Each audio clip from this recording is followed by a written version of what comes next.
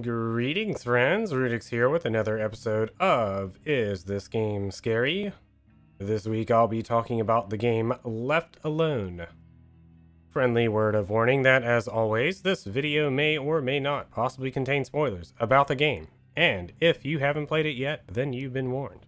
I forgot how I originally heard about this game, or obtained it, but I do remember trying several times to play more than 10 minutes of this game. I remember one time being really determined to get literally anywhere in this game and spending 10 minutes getting to the first puzzle, then spending the next 30 minutes trying to figure it out, then looking it up and discovering that the entire game was nothing but poorly designed puzzles. Basically, after seeing the developers very cryptically trying to explain to people how to solve the very first puzzle, followed up by some random user just posting the answer, I decided to just quit the game forever. However, I finally got back around to trying the game again, except this time I pulled up the speedrun guide of the game off of SRC in case I got super stuck, and it dramatically improved my experience with the game. For some reason, the puzzles in this game are all just horribly designed.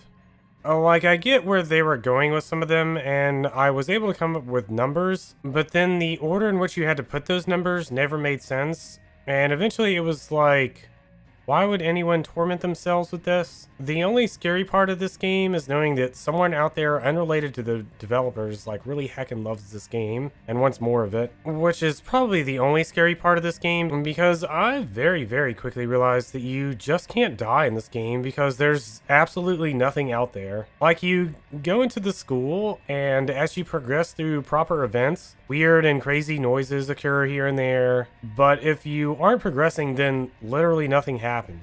And what's really stupid about this is how you have to backtrack a lot and go between rooms to figure out the puzzles. So there's like 2 minutes of scary and then 30 minutes of wandering around the school till you realize how the puzzles work, but then you have to figure out what puzzle even goes with what lock, and by that point you haven't heard any noises, or for the most part really seen anything but empty rooms for like an hour or so, and when something does happen, you're so dead inside yourself that dying would probably be more relieving than continuing the game at all. But unfortunately there's nothing around to kill you, so all in all this game was basically Myst, but with worse and more confusing puzzles.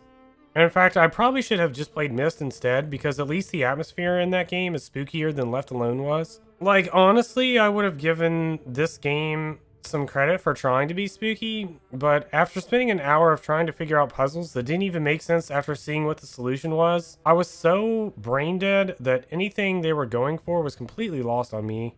So with that, I give this game a 0 out of 10 on the spooky scale.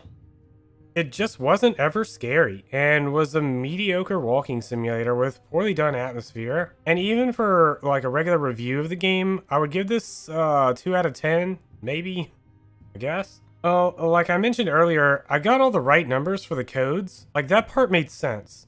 Match up the symbols with the numbers, easy peasy. But once you had the numbers, the manner in which you ordered them really didn't make any sense. Every single time I was like, alright, the combination is 3724. Then I'd look at the speedrun guide and it's like, alright, the combination would be 2743. And I'm like, what? So I think if this had some tweaking of how the puzzles were solved, and they added a lot more randomized events instead of them only being linked to progress, then this actually would have been a really decent walking simulator. Like, they even could have added some sort of predator, and that would have been pretty amazing if handled right. Unfortunately, this game fell incredibly short in every aspect, and I had a terrible time with it, but I'm glad I finally got it out of the way. So anyways, that's all I have to say about Left Alone. It was terrible. However, if you enjoyed this video and would like to look forward to many more spooky game reviews in the future, be sure to like the video and subscribe to the channel. And if you're interested in seeing me actually play through a variety of games in real time, make sure you follow my Twitch stream at twitch.tv/Rudix. Thanks for watching, and see you next time.